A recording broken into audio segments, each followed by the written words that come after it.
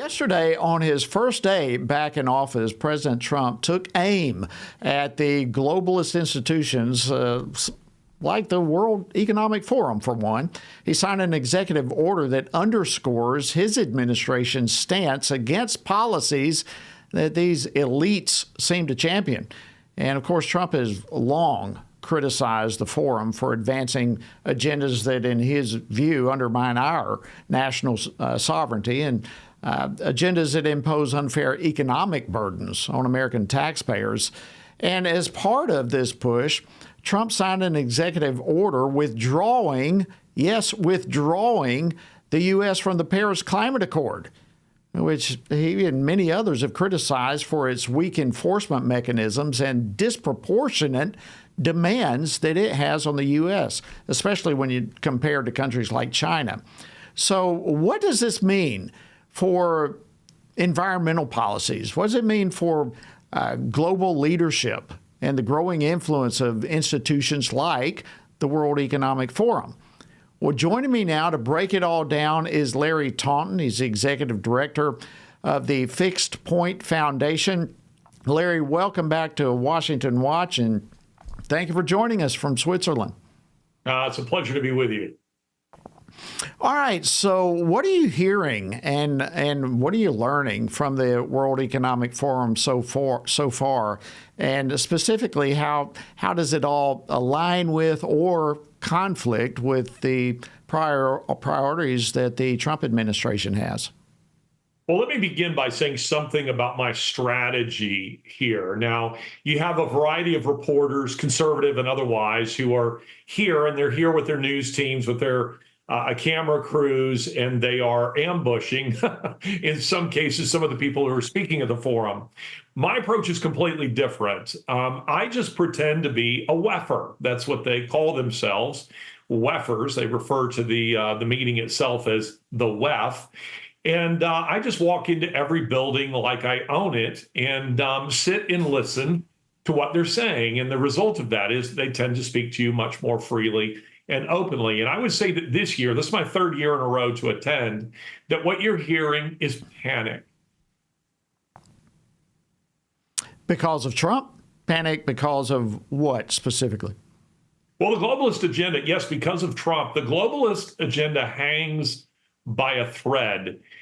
And that is because, the United States has really been the keystone to the globalist agenda. If the U.S. falls, all other smaller boats are swamped.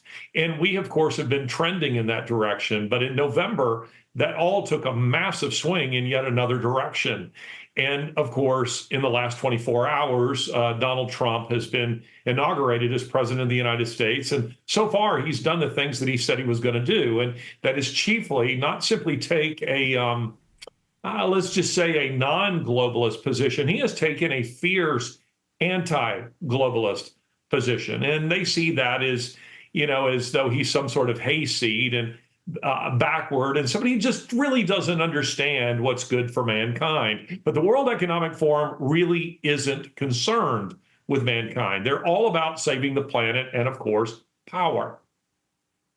Yep, and Trump, you're exactly right. I mean, Trump, he recognizes that these elites, as you just described them, they have their own agenda, they have their own interests, and that cuts against our own national sovereignty and our own economic freedom. And Trump is just pushing back majorly against that, and we saw it yesterday. So, how does Trump's approach challenge the influence of institutions like the Forum? I mean, you said they're panicking, but this is going to, the United States carries so much of the weight behind these. And now that we're, cutting it off, that's going to be a major challenge for them to overcome, won't it? Absolutely. I mean, let's just take one issue, one that I have spoken about on this show before, and that's immigration. As Tony would know, and others involved with Washington Watch, I have been tracking, following, accompanying some of the caravans that have been making their way to the United States border from all over South America, through Darien Gap, up to Mexico City, and then ultimately to the last jump off to the U.S. border. Now, how does that relate to the WEF? Well, you see, the WEF globalist as they are, they're all on board with the whole open society agenda, which essentially means open borders. And so Trump coming into office, what is the first thing that he says he's going to do?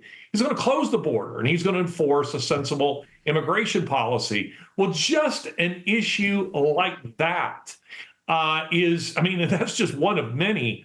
That issue imperils their agenda. And part of their agenda in open borders is destabilization of a country like the United States, and to change overnight the social, political, and infrastructural nature of the United States. And yet here's Trump, who comes along and says, not only am I not a globalist, I'm an American patriot, and we're not going to have any more of this kind of nonsense. So you can imagine the kind of panic that is felt at a place like the World Economic Forum. Now, they're all trying to pretend like, whistling through the graveyard, like this is just perhaps a blip on their radar. But of course, it's a great deal more than that, and they know it. Wow. Oh, and withdrawing from the Paris Climate Accord also. I mean, it's just huge. The World Health Organization. Huge stuff here. Well, listen, Larry, I want to thank you so much for joining us.